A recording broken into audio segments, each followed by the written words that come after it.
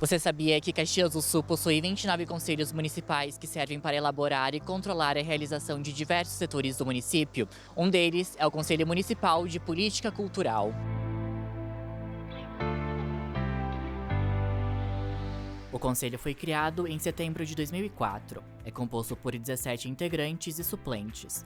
O órgão conta com o apoio da Secretaria Municipal da Cultura para a realização das atividades. O principal propósito é divulgar estudos, eventos e atividades da área cultural da cidade. Também acompanha ações de políticas culturais do município. E o conselho ele atua no sentido de democratizar o acesso, né, às políticas, bem como fazer com que a população participe do debate, né, acerca da cultura municipal. Eu assumi a presidência há pouco tempo, a gente ainda está estruturando as redes sociais para tentar tirar o conselho de dentro dos espaços da administração.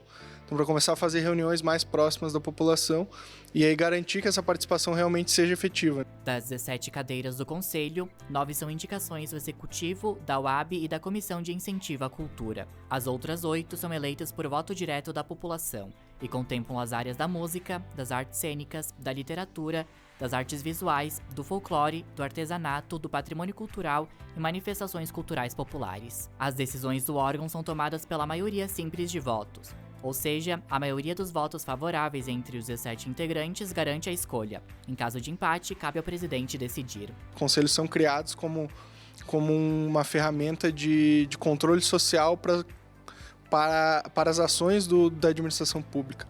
Então é uma forma, e acho que uma das poucas formas que nos sobraram de participar ativamente das tomadas de decisão, né?